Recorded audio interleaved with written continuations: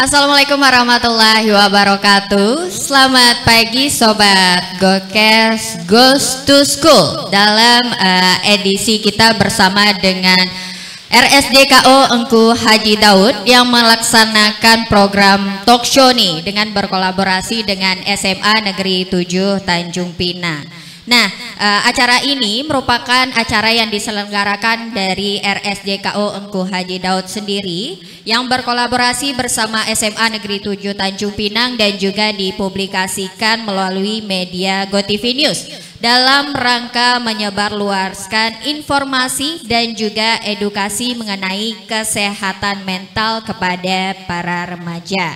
Nah, kita juga sudah kedatangan dari teman-teman SMA Negeri 7 Tanjung Pinang untuk menyimak diskusi kita mengenai tema kita pada hari ini, yaitu seputar merdeka dari rasa cemas. Nah, langsung saja untuk di segmen ini kita bakal membahas apa itu rasa cemas dan juga bagaimana cara mengatasinya. Nah, saya ingin bertanya ke Dr. Asep dulu selaku Direktur RSJKO Engku Haji Daud ya Pak ya.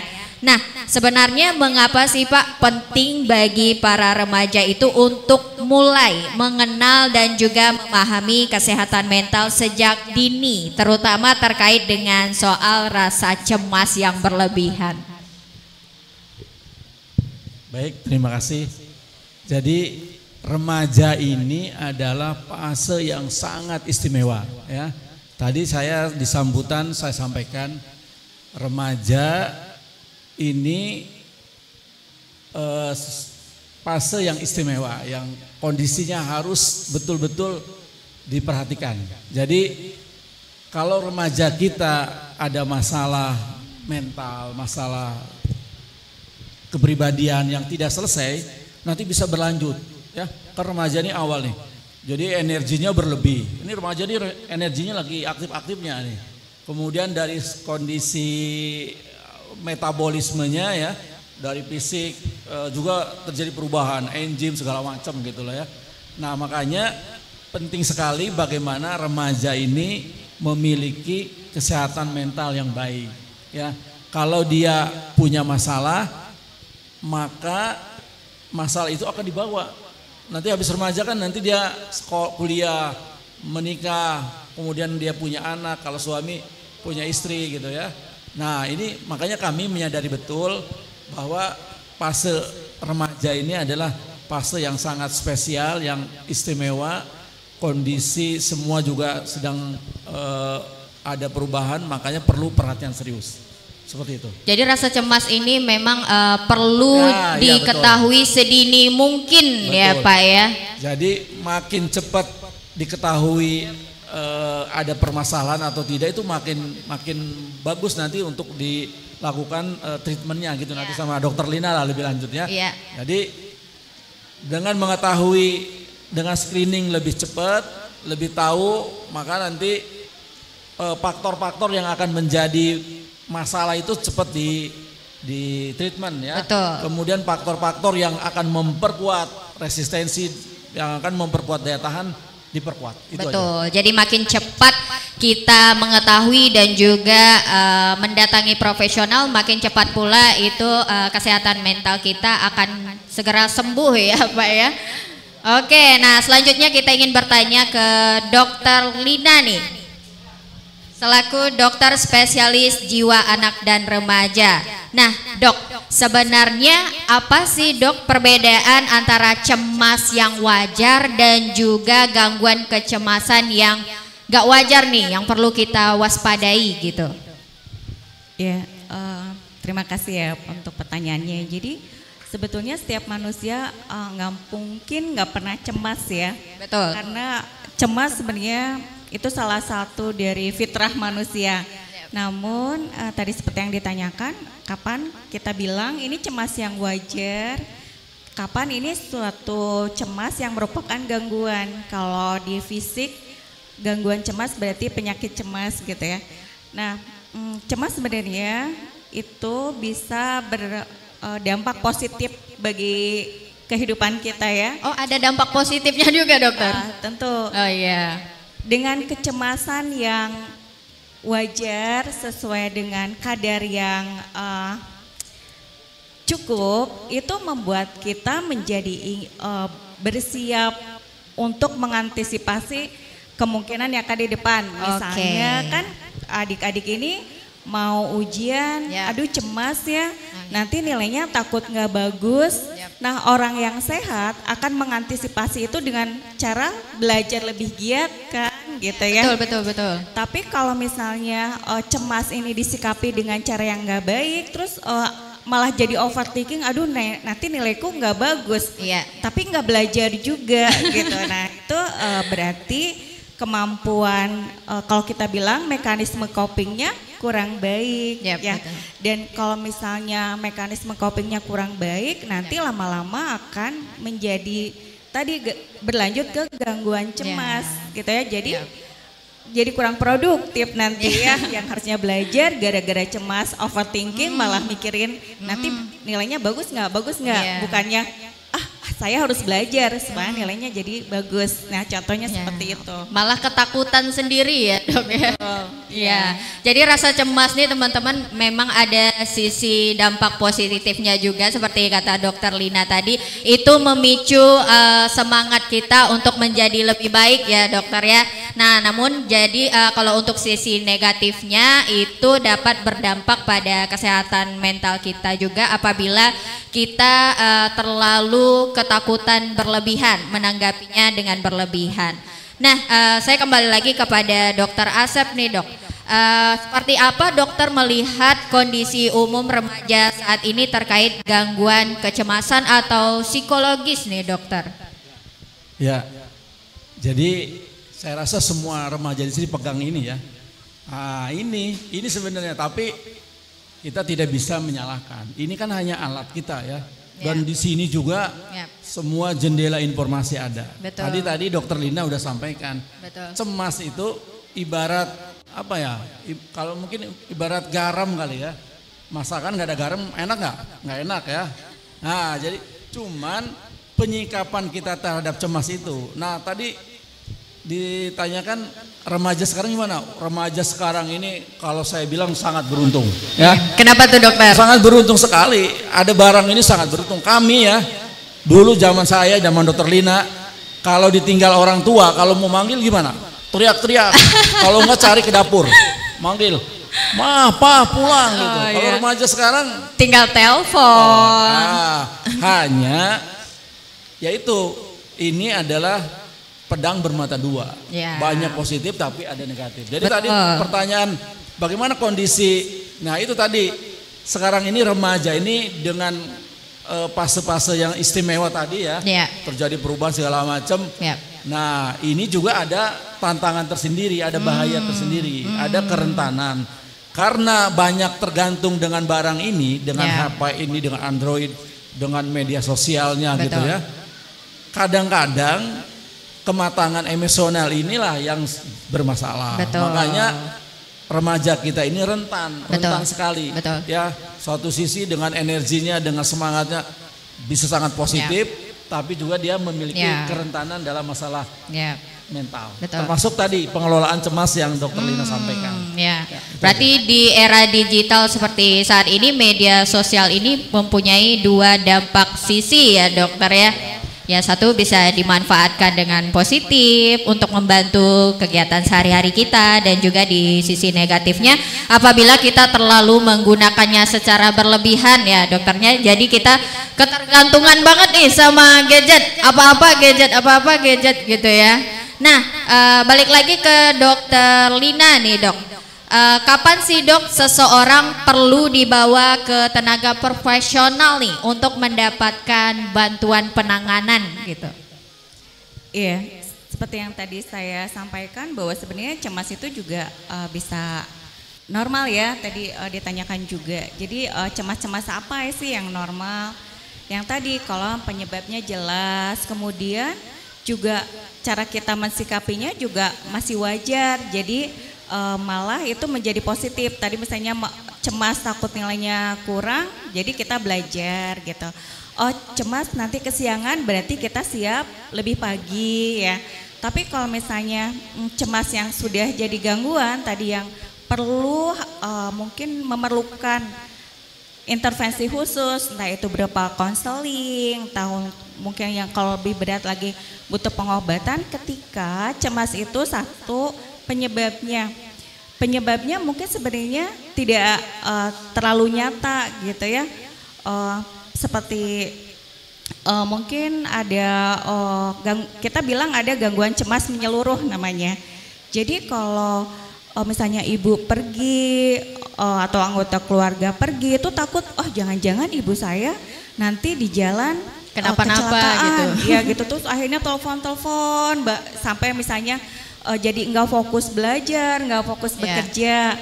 Atau si penyebabnya ada tapi sebetulnya udah yang berlalu gitu. Misalnya seseorang yang pernah menjadi penyintas suatu musibah misalnya ya.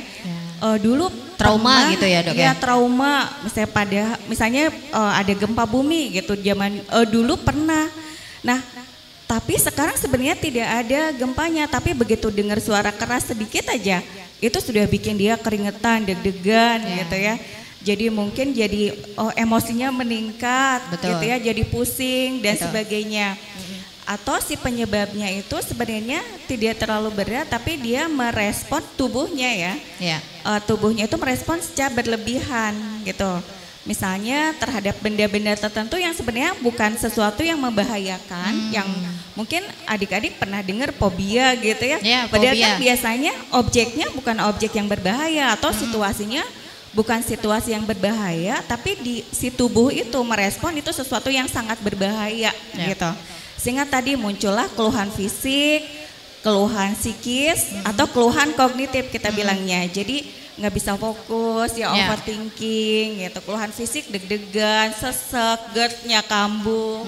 Kalau psikisnya jadi sensitif gitu ya. Nah itu beberapa gejala cemas. Nah kalau itu sudah terjadi sebaiknya memang dikonsultasikan sebenarnya di diri saya ini ada apa sih. Nah sebetulnya nggak usah takut, belum tentu misalnya dokter ngasih obat gitu. Belum tentu dokter mendiagnosis oh ini mah gangguan atau apa gitu. Tapi justru ketika kita konsultasi kita tahu nih ternyata ada sesuatu yang harus diperbaiki nih supaya misalnya kita punya potensi yang baik. Benar.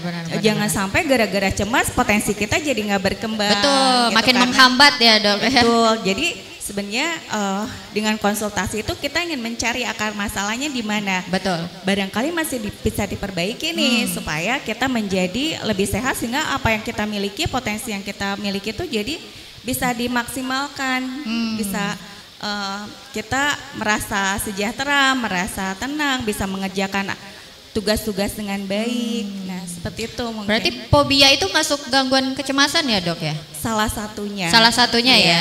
Jadi gangguan cemas tuh banyak sebetulnya ya. Kadang mungkin gini sakit GERD gitu ya. Misalnya nih sakit GERD kok terus aja ya sudah diobatin kambuh lagi atau misalnya sakit tertentu sama udah diperiksa sama dokter kok nggak sembuh-sembuh gitu, nggak ketemu juga sebenarnya ada kelainan fisik. Nah itu juga bisa menjadi salah satu indikator mungkin penyebabnya psikis, diantaranya cemas tadi gitu. Berarti kalau misalkan saya fobia ketinggian nih, berarti saya ada indikasi rasa gangguan kecemasan yang berlebihan ya dok ya?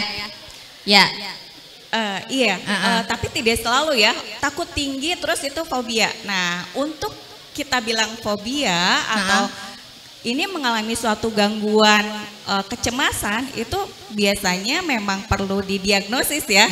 Yang bisa mendiagnosis balik lagi diagnosis yang memang berkompeten di bidang itu gitu. Jadi teman-teman atau adik-adik bahkan anak-anak kayaknya ini lebih muda dari anak-anak saya. Jadi anak-anak semua ini jangan self diagnosis ya, gitu. Jangan mandai-mandai ya dok ya.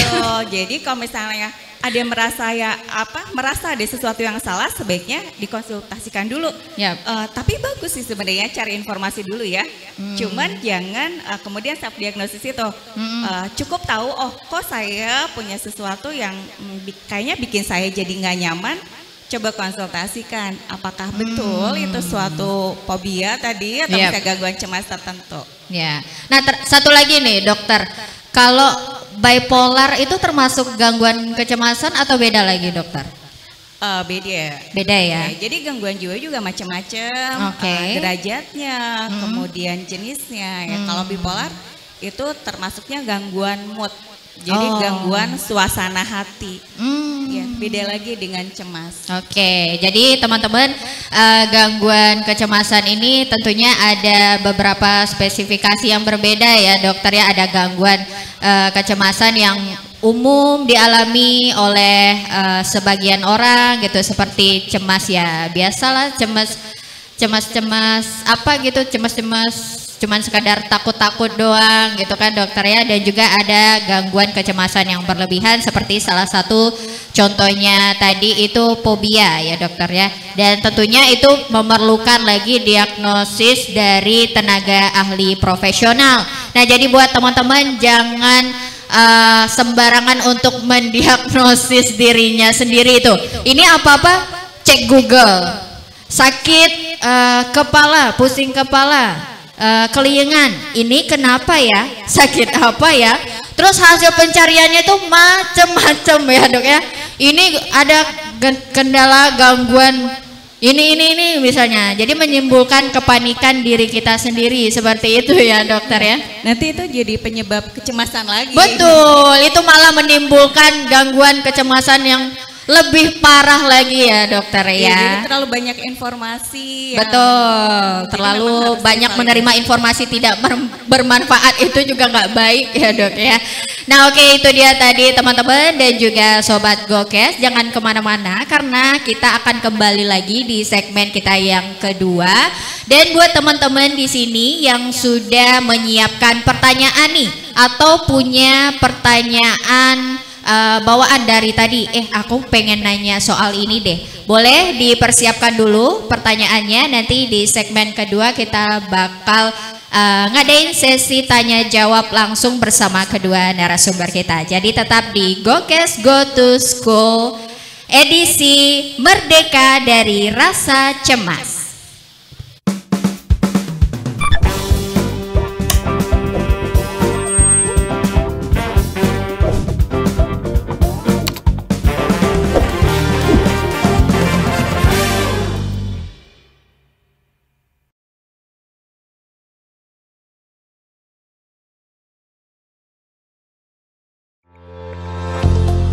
Di era serba digital saat ini, berbagai kemudahan dapat tersedia sesuai dengan keinginan, mulai dari pemenuhan kebutuhan makanan, informasi, hingga hiburan, dan itu juga semua tersedia melalui genggaman.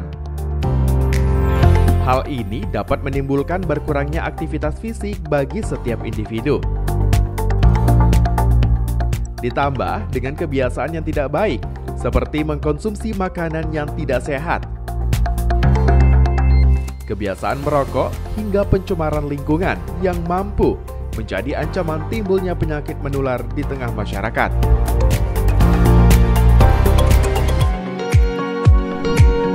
Untuk itu, perlu dilakukan gerakan masyarakat hidup sehat.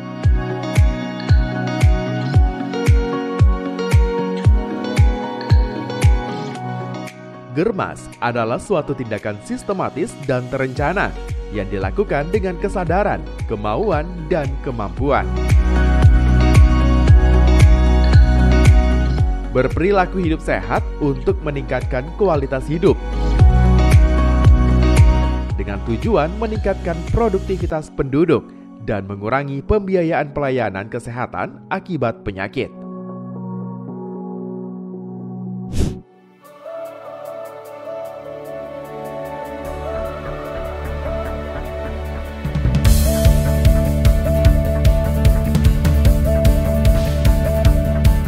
Germas bisa dimulai dengan peningkatan aktivitas fisik secara rutin, minimal 30 menit sehari.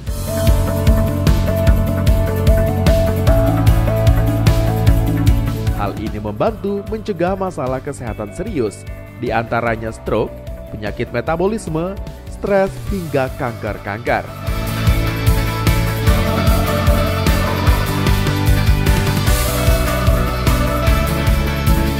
Peningkatan perilaku hidup sehat dilakukan dengan berhenti melakukan faktor resiko penyakit, seperti stop kebiasaan merokok. Dan jangan lupa untuk menjaga kebersihan diri dengan rajin mencuci tangan. Penyediaan makanan sehat dibutuhkan tubuh untuk memenuhi nutrisinya dan menjaga fungsi organ serta memastikan kinerjanya.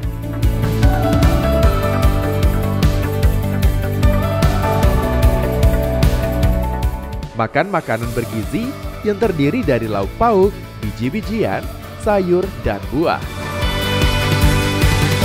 Olah bahan makanan dengan aman, serta pisahkan antara makanan matang dan mentah.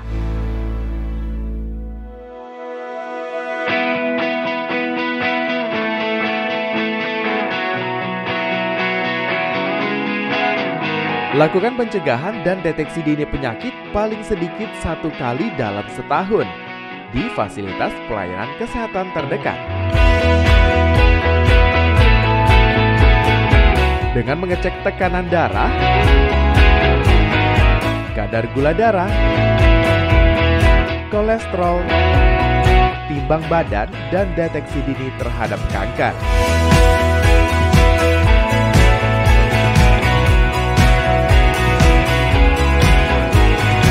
Peningkatan kebersihan lingkungan dapat dimulai dengan lebih serius menjaga kebersihan lingkungan.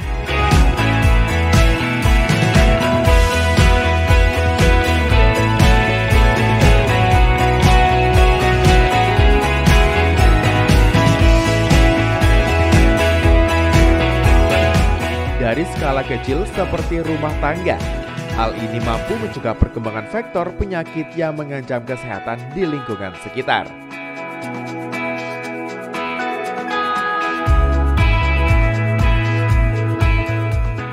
Aspek sanitasi dengan menggunakan jamban yang bersih menjadi bagian penting untuk mencegah resiko penularan berbagai penyakit.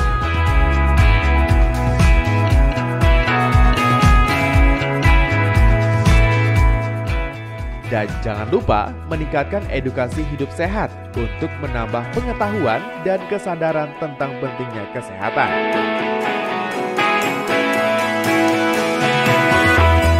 Ayo bersama-sama kita hidup sehat, karena gerakan hidup sehat memberikan banyak manfaat.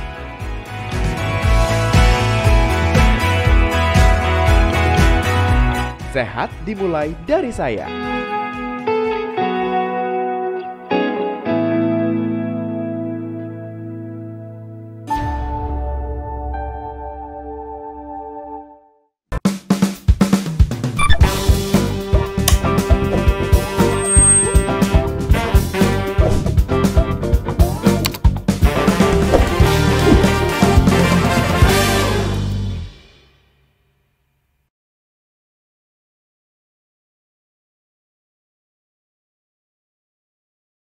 Ya, balik lagi bersama saya Farah Devanti dan juga kedua narasumber kita. Pada hari ini ada Dr. Asep dan juga Dr. Lina nih yang bakal menjawab keresahan-keresahan kita seputar rasa kecemasan yang berlebihan ya dok ya.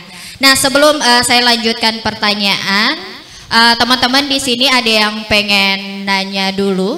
Saya berikan satu orang penanya dulu. Ada? Oke, yang di ujung dulu ya. Yang di pojok tadi yang duluan ngangkat tangan ya. Boleh? Boleh berdiri, perkenalkan nama, kelas berapa dan pertanyaannya.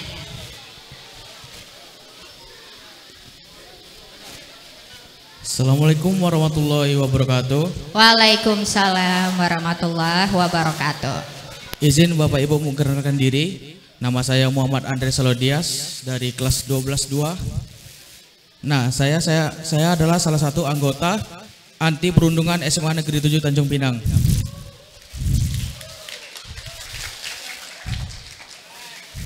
Nah, izin pertanyaan saya adalah apakah dampak jangka panjang yang dialami oleh korban bullying atau perundungan terhadap jiwanya?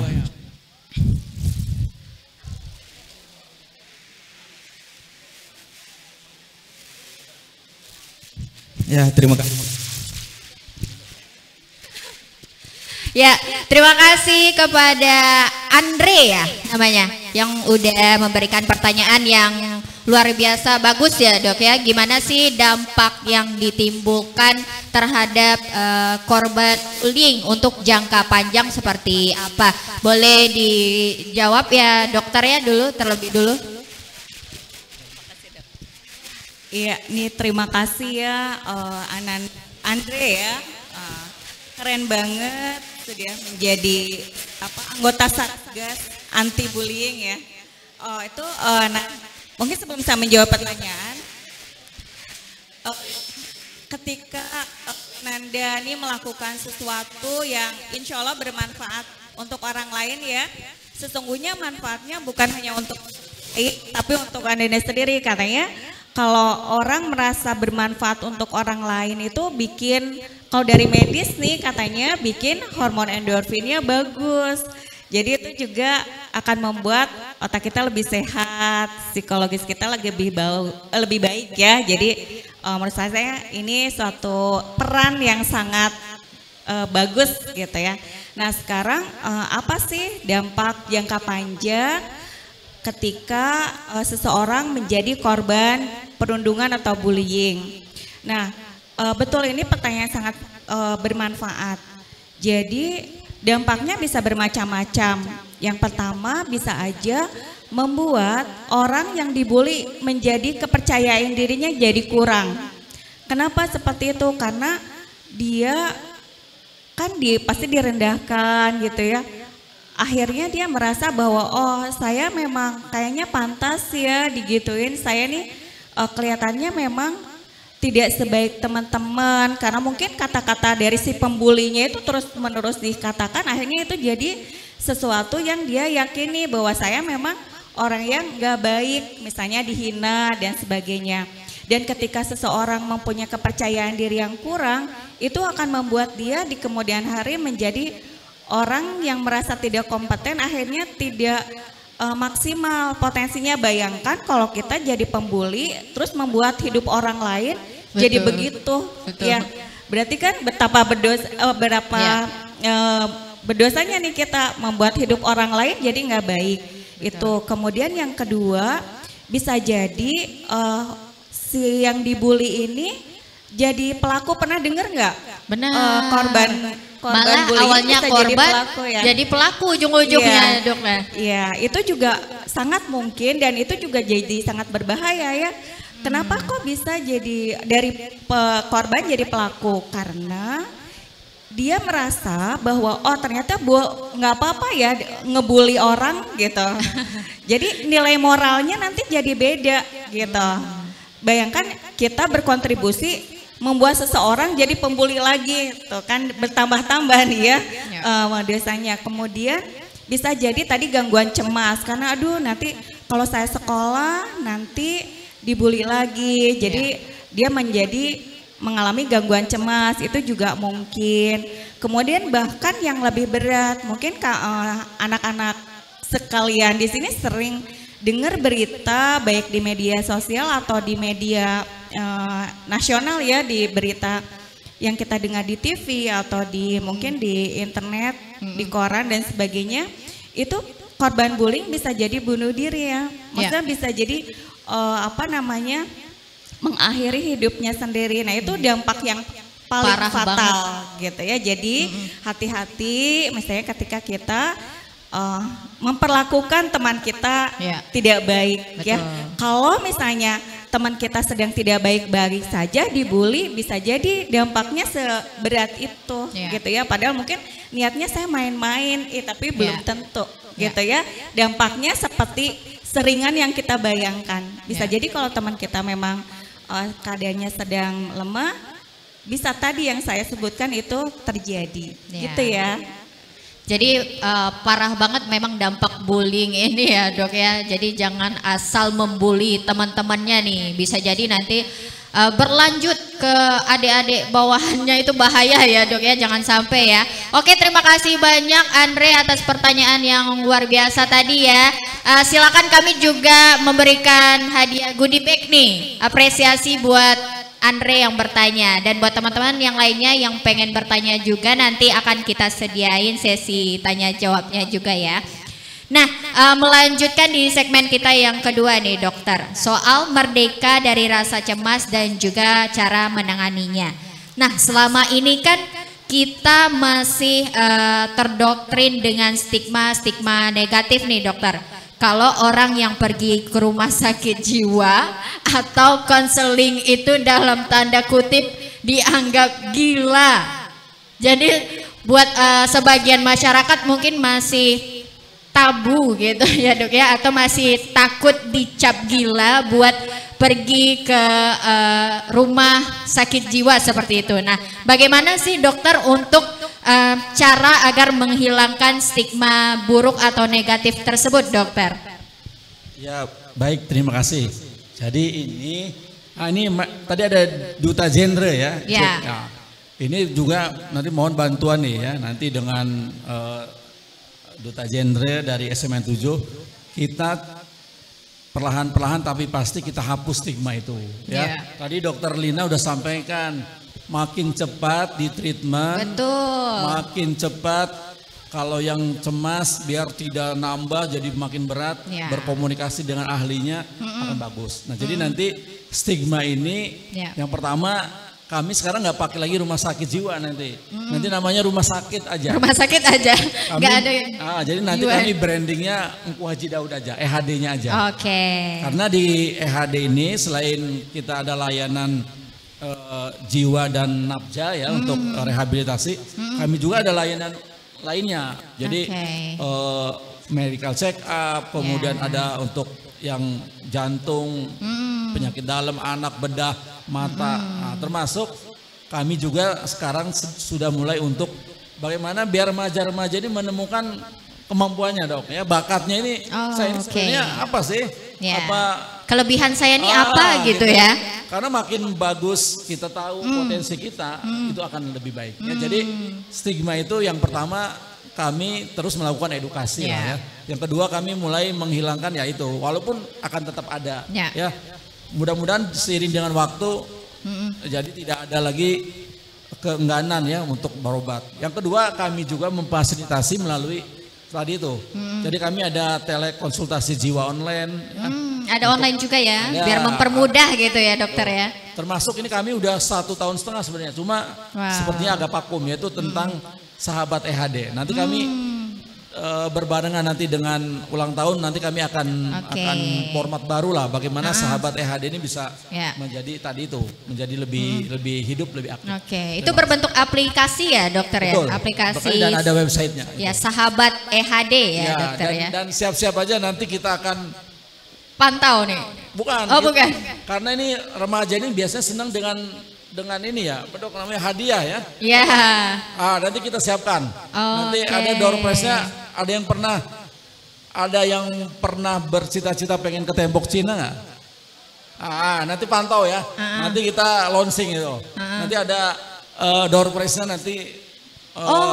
Hadiahnya trip ke Cina dokter. Iya betul. Wah, saya mau dokter, saya mau. Oke, terima kasih. Oke, nah jadi buat teman-teman jangan terlalu terpaku dengan stigma negatif kalau kita datang ke rumah sakit jiwa itu tandanya kita gila gitu. Enggak ya dokter ya, justru kita malah mencegah agar kita tidak jadi gila seperti itu.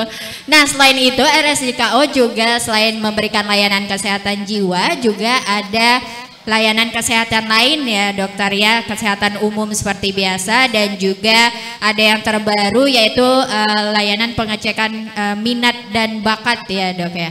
Ya. Oke, selanjutnya untuk dokter Lina nih dok, terkait dengan gangguan rasa cemas. Masih banyak nih dokter remaja yang enggan untuk bercerita atau berbicara mengenai soal kesehatan mental mereka karena takut dianggap ataupun dicap lemah seperti itu. Apa-apa kesehatan mental, dikit-dikit kesehatan mental. Itu gimana sih dokter cara mengubah pandangan seperti itu gitu? Ya, kena mental gitu ya. Ya, kena mental betul. Oh, dia kena mental nih gitu ya. Jadi sebenarnya kita memang punya privacy boleh, nggak apa-apa ya gitu kan. Setiap orang pasti ada sesuatu yang itu konsumsinya sendiri gitu ya. Ada juga yang memang ketika kita merasa apa yang menjadi masalah kita tidak bisa kita selesaikan sendiri dan kita merasa butuh bantuan orang lain, itu nggak apa-apa gitu. Kita mencari bantuan dari orang yang kita rasa akan bisa membantu. Entah misalnya di sini ada ibu ya tadi ya udah kita cerita, ada ibu dari BK gitu ya. Kemudian mungkin bisa juga kalau memang diperlukan ada psikolog seperti di rumah sakit. Engku Haji Dao juga ada, kalau memang diperlukan nanti juga bisa ke psikiater. Ya, sama psikiater ini agak beda ya gitu. Nah, kemudian ketika kita memang harus merasa butuh bantuan orang lain, termasuk misalnya bu guru atau profesional di bidang kesehatan jiwa, itu tidak berarti kalian lemah gitu, enggak ya. Karena setiap orang itu memang membutuhkan orang lain dalam hidupnya. Betul. Kita kan makhluk sosial ya. Kalau sekarang adik-adik masih diajarin nggak bahwa manusia itu makhluk sosial? Kalau kita dulu diajarin ya Dok ya. Iya ya, jadi namanya makhluk sosial itu nggak bisa hidup sendiri gitu ya. Kadang-kadang di suatu kondisi tertentu kita juga butuh orang lain untuk membantu kita, itu tidak apa-apa ya. Jadi ketika memang tidak bisa kalian selesaikan sendiri masalahnya, kalian boleh mencari pertolongan. Entah misalnya tadi dari ada duta genre gitu ya, itu juga nggak apa-apa di awal misalnya minta saran atau apa boleh, tapi kalau misalnya tidak bisa diselesaikan sendiri, boleh minta bantuan ke orang yang lebih mungkin profesional di bidangnya.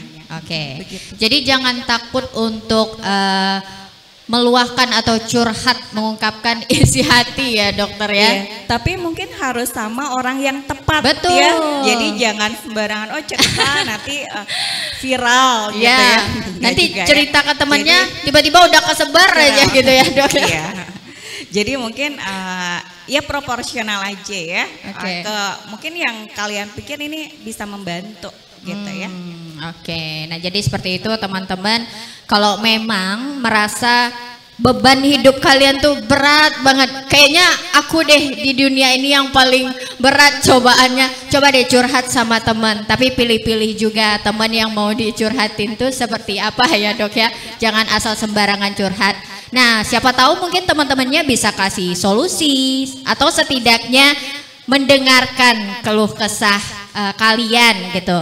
Nah apabila sudah tidak bisa, oh ini temannya ada nunjuk-nunjuk nih. Nah kalau misalkan teman kalian itu nggak bisa nyari solusi nih atau nggak bisa membantu, paling tidak teman kalian bisa menyarankan untuk berobat ke tenaga ahli profesional ya dok ya, untuk didiagnosis lebih lanjut. Oke, itu dia tadi sobat Gokes, jangan kemana-mana karena kami masih ada segmen terakhir lagi nih, tentunya pastinya lebih seru. Jadi tetap di Gokes Go to School edisi bebas, merdeka dari rasa cemas.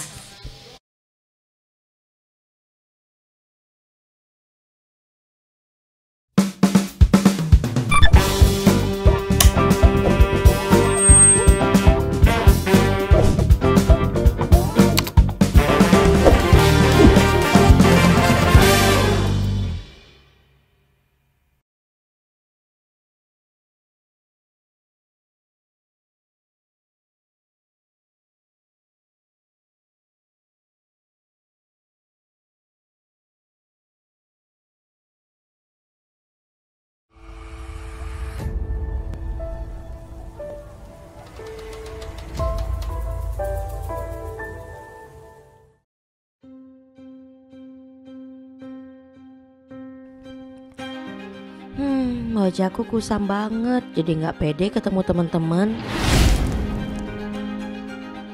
Girls, kamu tahu nggak?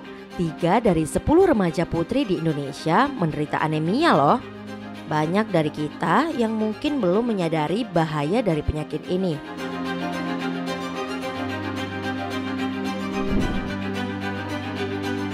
Don't worry girls, banyak cara untuk mencegah anemia.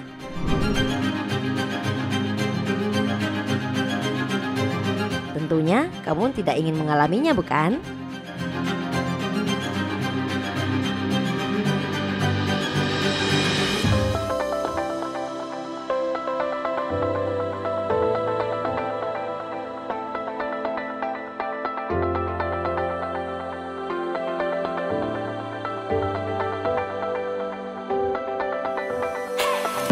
Anemia dapat menyebabkan penurunan imunitas, sehingga dapat menyebabkan kita rentan terpapar berbagai penyakit.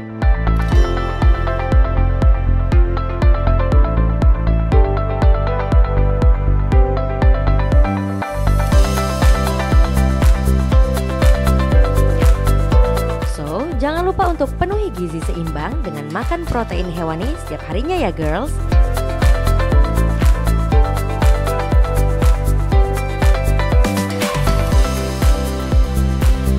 Ayo remaja putri, raih cita-citamu, awali pagi hari dengan sarapan sehat, gizi yang berimbang, dengan menu yang beraneka ragam.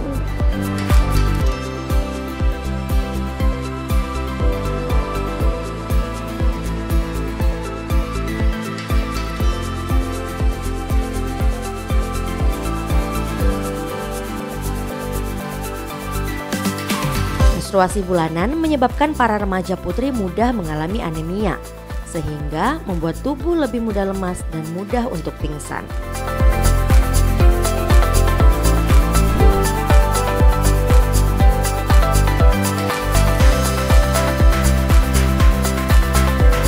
Maka, upaya pemberian tablet tambah darah sangat penting untuk remaja putri dalam proses pertumbuhannya.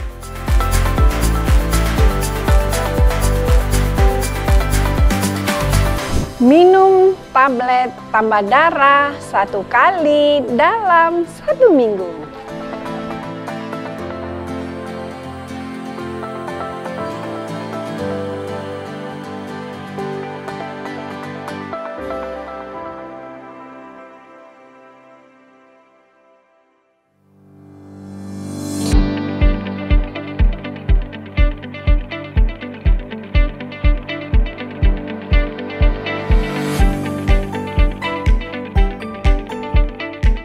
Anemia menyebabkan kurangnya oksigen ke sel otot dan sel otak. Ini bisa membuat kebugaran dan ketangkasan berpikir kamu menurun loh.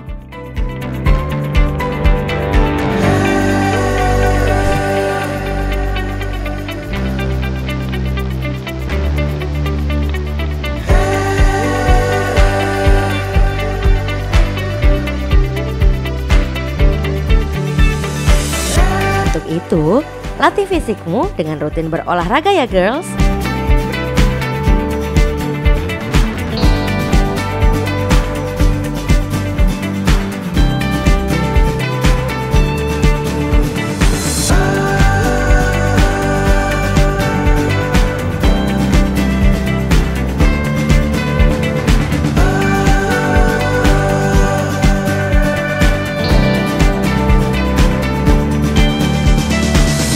Dan lakukan aktivitas fisik secara rutin.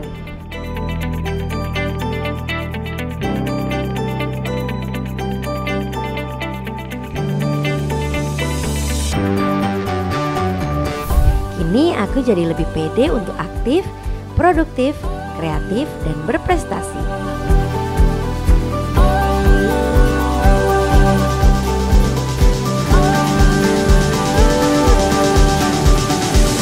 Remaja ceria, remaja berprestasi, remaja glowing. Say no to anemia. Hati riang, masa remaja gemilang, ciptakan generasi unggulan.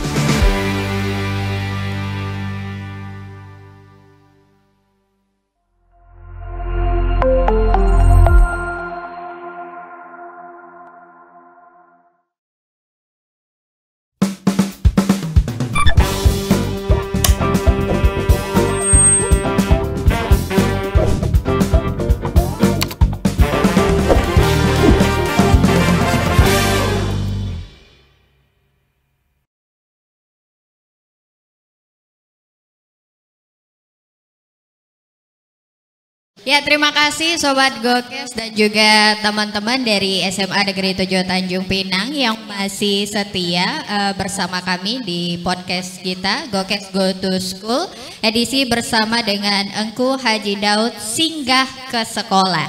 Nah, untuk di segmen kita yang terakhir kita akan membahas lebih lanjut mengenai peran dari RSJKO dan juga sekolah nih bersama melawan rasa cemas.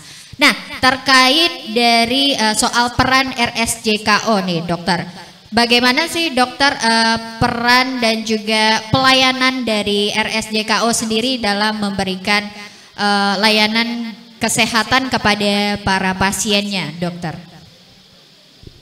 Ya, baik, jadi anak remaja ini merupakan salah satu unggulan rumah sakit Engku Haji Daud. Ya.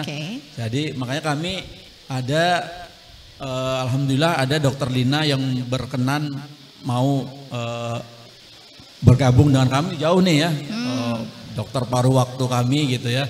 Nah, karena kami sadari betul masa-masa anak remaja itu masa-masa yang sangat-sangat penting. Betul. Ya. Kalau masa-masa itu tidak dilalui dengan baik, berat, nanti ke depannya berat. Kan perjalanan kita ini panjang. Betul. Fase-fase kita lahir, brojol, gitu ya. Balita, anak, kemudian remaja, ini remaja. Makanya ini menjadi salah satu unggulan dari Engku Haji Daud. Kami sekarang lagi membangun rawat inap, ya walaupun nanti kami punya rawat inap yang khusus untuk anak remaja. Mana tahu tadi Dokter Lina ada yang perlu dirawat gitu ya, perlu di treatment nanti khusus. Tapi kami maunya sih anak remaja di Tanjung Pinang, di Kepri ini sehat semua, bagus semua. Amin, ya. amin. Karena tidak akan ada kesuksesan, tidak akan ada kekuatan bangsa dan negara tanpa remajanya yang sehat, yang mentalnya baik. Betul. Itu aja. Oke. Nah, kalau dari Dokter Lina nih, dokter, tanggapannya seperti apa sih dokter peran yang bisa diambil oleh guru-guru di sekolah nih, dokter, dalam menangani serta merespon siswa-siswanya yang mungkin ada indikasi mengalami gangguan kecemasan gitu? Seperti apa, dokter?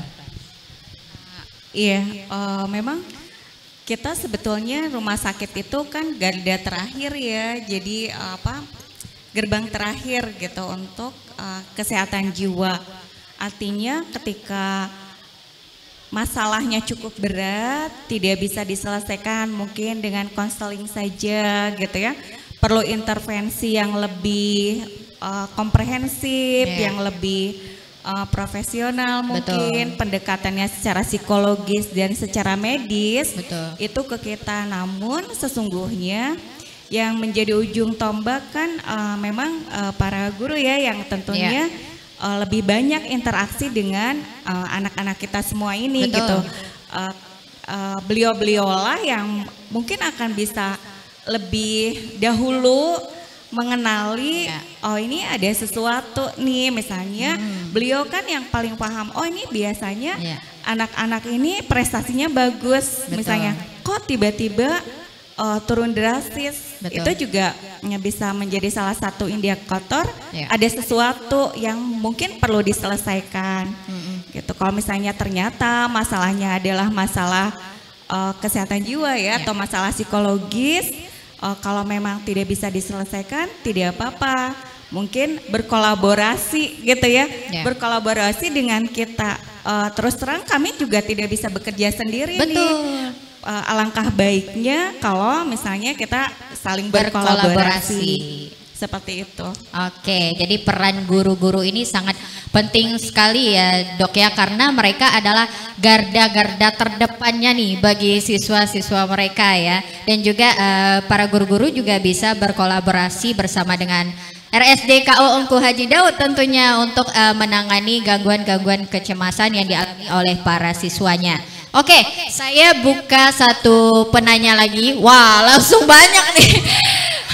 Mohon maaf ya, yang di ujung udah close. Kita ambil yang di sini dulu. Ini yang pertama tadi, yang pertama di belakang. Iya.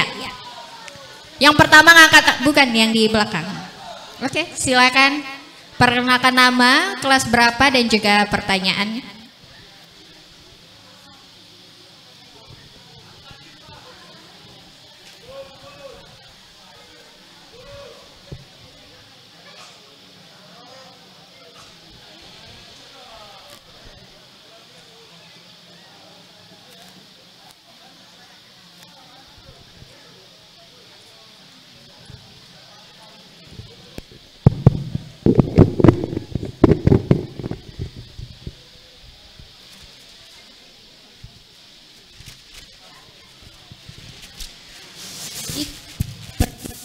Nama saya Lisna dari kelas 12.1. Kalau berbicara tentang rasa cemas, saya sering kali merasa cemas. Saya selalu bilang ke teman dekat atau keluarga saya. Nah, jawaban dari mereka itu terkadang mereka bilang jangan cemas, tenang aja gitu.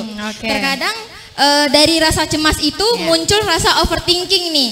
Nah, pertanyaan saya, bagaimana cara mengubah rasa cemas tersebut menjadi energi yang positif?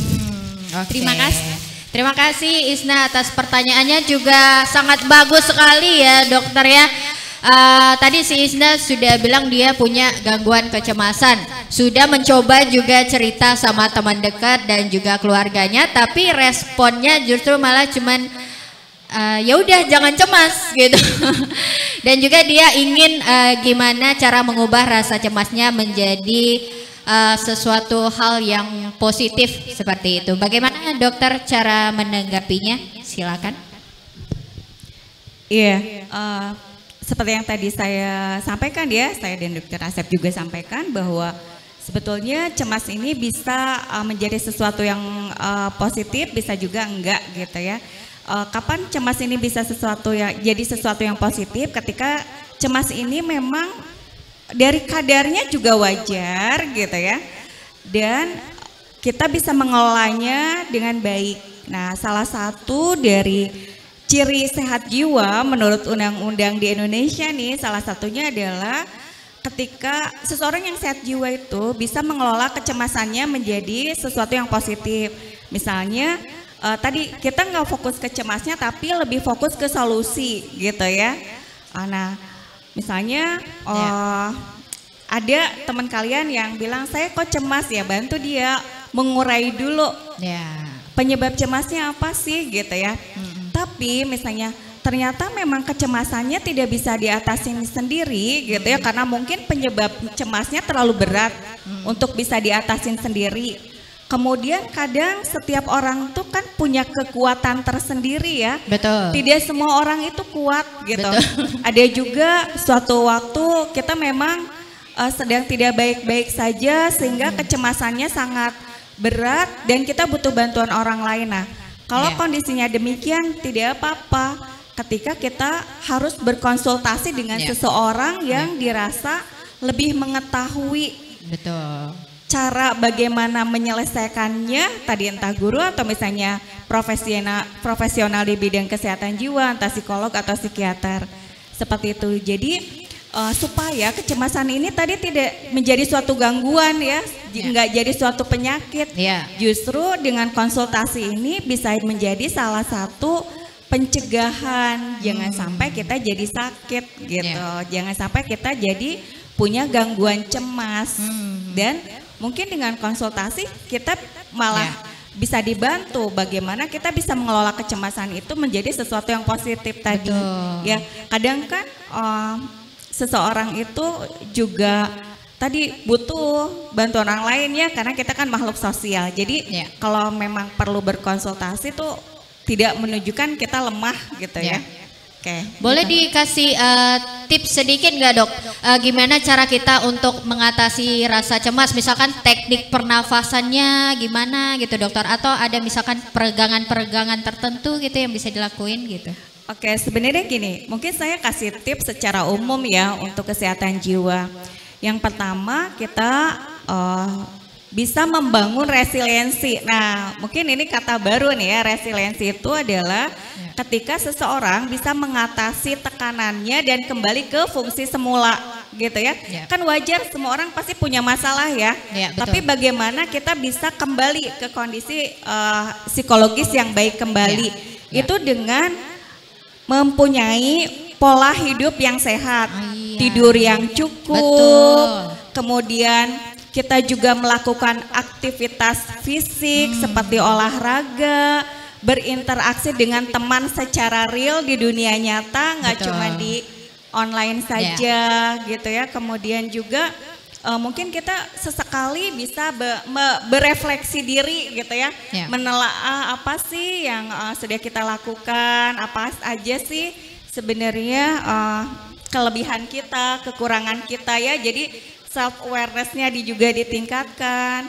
Kemudian yang kedua, kita juga bisa, karena ini tadi Dokter Asep bilang handphone gitu ya, handphone atau smartphone ini bisa positif negatif. Nah, bagaimana supaya mengatasi kecemasan itu bijak dalam menggunakan handphone? Misalnya kita harus membatasi kapan waktunya kita mengakses media sosial dan kapan kita fokus dengan tugas-tugas kita, gitu. Kemudian ketika kita mengakses sesuatu di internet, kita juga harus fokus. Misalnya kita sedang mengerjakan tugas dari Bu Guru, ya fokus aja. Berarti mencari jawaban atau menyelesaikan tugas guru, jangan kemudian terdistrak ya. Jadi lihat medsos gitu ya. Jadi nanti waktunya nggak selesai mengerjakan tugas, dan itu ketika tadi disampaikan informasi yang sebenarnya tidak terlalu kita perlukan, terlalu banyak kita serap, itu juga jadi toksik ya untuk sel otak kita. Jadi ketika kita harus belajar yang lebih serius, otak kita jadi nggak nerima karena sudah terlalu penuh dengan informasi-informasi receh gitu ya. Misalnya untuk apa sih kita lihat orang misalnya tiduran di jalan raya, apa gunanya buat kita misalnya, karena itu kontennya viral gitu ya. Kan nggak perlu ya kita nonton yang seperti itu. Nah jadi fokus ketika kita menggunakan HP sesuai dengan kebutuhan kita saja gitu. Betul. Kemudian diseimbangkan antara aktivitas fisik dan online, jadi tidak hanya online terus ya. Seperti itu mungkin tips-tips dari saya untuk mengurangi kecemasan. Oke, jadi salah satu tips yang paling penting itu adalah mengatur pola hidup ya Dok ya. Salah satunya dengan makan makanan yang sehat, tidur yang teratur. Ini pasti teman-teman di sini nih pada sering begadang nih, benar nggak? Bohong. Nah, buat teman-teman jangan sering-sering begadang ya. Saya perhatian nih sama teman-teman. Oke. Nah, terima kasih ya Isna buat pertanyaannya yang luar biasa. Terakhir nih dokter, untuk menutup sesi kita pada hari ini, apa pesan atau motivasi nih dokter yang ingin disampaikan untuk para siswa-siswa agar berani menghadapi tantangan hidup dan juga tidak terjebak dalam rasa cemas gitu? Ya, jadi tadi ada 4 orang dipanggil ya, saya tanya mimpi. Kita harus punya mimpi ya. Mimpi kalau perlu tempel, kalau perlu di buku diarinya tandain. Kemudian tadi Dokter Lina, nggak bisa pakai ilmu sama prok kan, prok langsung jadi. Iya betul. Mimpi itu perlu dicapai, perlu diperjuangin. Itu ada tahapannya ya. Dan itu modalitas kita untuk kesuksesan itu salah satunya kita harus punya jiwa yang sehat ya. Karenanya masa remaja ini perkuat hal-hal tadi yang positif tadi. Betul. Istirahat yang cukup, kemudian aktivitas yang positif. Kalau perlu ikut ekstrakurikuler yang positif, bergaulah dengan teman-teman yang positif. Jangan bergaulnya dengan bawaannya negatif aja, gitu, ngeluh aja. Ya. Kemudian mulai juga kurangi kelemahan-kelemahan kita yang bisa membuat kita lemah nih. Misalnya tadi Dokter Dina sampaikan, handphone diatur waktunya. Jangan asik scroll, terus asik TikTok gitu ya. Ada waktunya. Nah, hal yang begitu diatur ya. Apalagi saya biasanya kalau misalnya dengar berita ini ada yang nggak suka gitu ya. Ya nggak usah didengar. Di skip aja ya. Jadi hal-hal negatif mulai kita perbaiki, hal-hal positif kita perkuat. Ya. Saya yakin dengan mentalitas yang bagus, dengan aktivitas fisik yang baik, kesuksesan itu menunggu waktu aja. Jadi dan kami EHD siap ya. Kalau ada masalah, ada hal-hal yang tadi perlu dikonsultasikan oleh Bapak Ibu guru BP atau dari genre atau dari anti satgas bullying tadi ya, silakan kita berikan, nggak kena kita tarik biaya lah kalau untuk konsultasinya. Oke, terima kasih dokter atas motivasinya. Nah jadi buat teman-teman lakukanlah hal-hal positif ya untuk teman-teman, dan juga hindari sebisa mungkin untuk penggunaan gadget yang berlebihan, karena di situ juga ada dampak-dampak buruk yang juga bisa menimbulkan gangguan-gangguan kesehatan seperti kecemasan salah satunya. Nah, nggak kerasa ya teman-teman, kita udah kurang lebih 1 jaman ya, atau 2 jam nih kita diskusi. 2 jam ya. Nah, terima kasih kepada kedua narasumber kita yang sudah memberikan edukasinya terkait tema kita pada hari ini mengenai rasa cemas.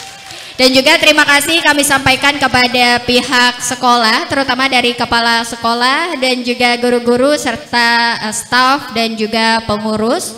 Serta yang paling utama kami mengucapkan terima kasih nih kepada teman-teman siswa dari SMA Negeri 7 Tanjung Pinang yang sudah menyimak dari awal sampai akhir. Nah, semoga dengan edukasi yang sudah disampaikan oleh RSJKU Engku Haji Daud ini dapat bermanfaat nih buat teman-teman semua.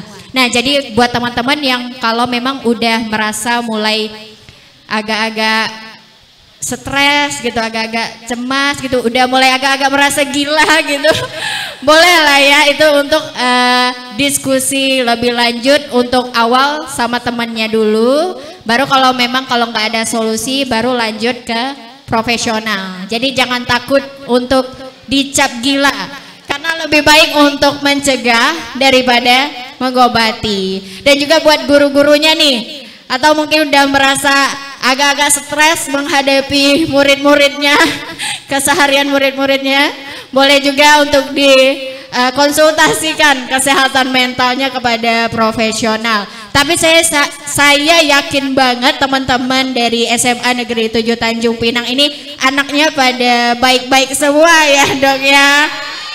Wow, boleh beri tepuk tangan dulu buat kita semua.